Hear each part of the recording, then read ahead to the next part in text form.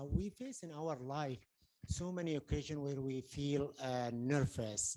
What's the difference between, being nervous? Let's say my boss is shouting at me, my wife is screaming at me at home because I'm late and so on, or I am under, starting arguing with people. Could all of these kind of things bring an anxiety or bring a panic attack by itself? Can I reach that point?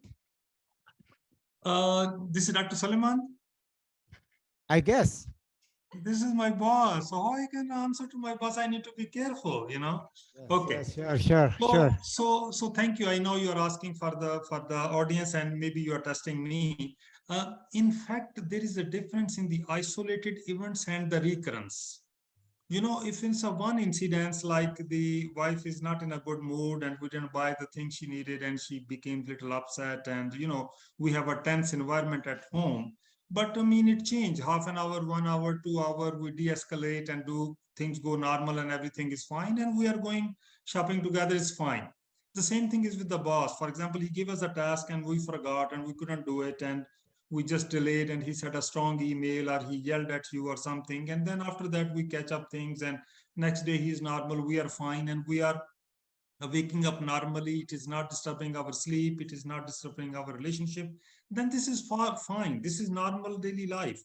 The key thing is the recurrent incidences of like this, they are increased risk factor for developing anxiety later in life, you know. So if these things keep happening again and again and again, then the resilience comes. For one person, this kind of 10 incidences can create anxiety. In another person who is more resilient, 15 of such incidences can create anxiety.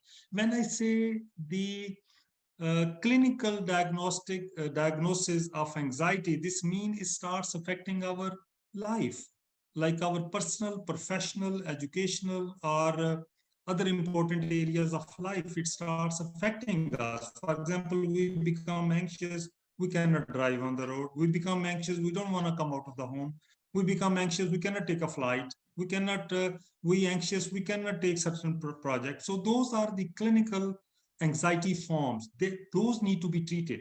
But one day, the simple isolated incidents here and there, and which is not affecting us, they should not be treated. But at the same time, we need to find the coping skills to deal with those things and try to learn the healthy habits like not smoking, exercising, as you always tell me, healthy eating, and the relaxation techniques. So all these things are very, very helpful to de-escalate or decompress ourselves whenever we have time and opportunity, so that we don't reach to the point where it becomes the clinical anxiety diagnosis, where it starts affecting our personal professional areas of life.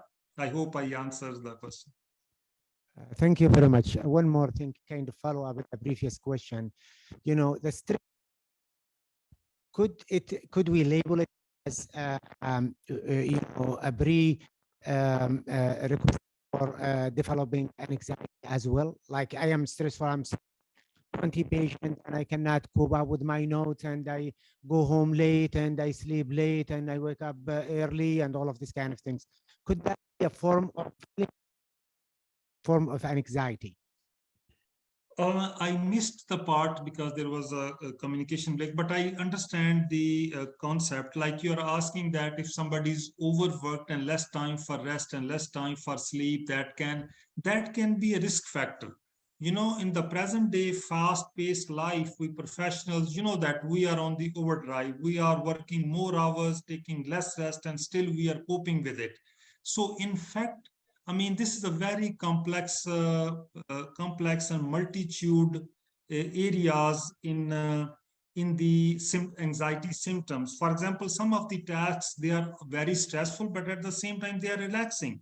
For example, when you are seeing the patient, you have a two patient, three patient, four patient, they are waiting in line, and you are seeing one after the other. And but in the same time, one patient comes very, very thankful, and they are saying, "Oh my God, we are so good that we see you and we have a treatment, and now we are much better, it changed our life and even our family's lives." So this positive remarks is a lot of relaxation qualities in itself, and it will help you to de-escalate and create a positive energy in you. And so this is thing, the stress is like filling the part of the stress and also losing the stress, like by these kind of remarks and positive things, positive attitude from the people. So this is keep on going, and it's a very complex to keep measure of it. So I think the only thing you can measure is that if it starts affecting and bothering you and start affecting the work, then it is a clinical, really, we reach to the point where we definitely stop and think about it and get the treatment. But it's also a lifestyle. Throughout life, we cannot keep seeing the psychotherapist or psychiatrist throughout our life. I mean, we need to develop the healthy, balanced lifestyle in which, like, we get stressed and de-stress. We need to learn our own way to de-stress ourselves. Yes, stress is a risk factor, and de-stressing is a beneficial part of the equation. So I think we need to have a positive lifestyle, positive thinking. And you know that, I mean, there is a full lecture on this one. Giving is taking. This is a message for all my audience. They will think about it. What does it mean? And if they know, they can message me, WhatsApp me. Giving is taking. It's a big time, evidence based, and try to adopt that as well. It is very, very helpful.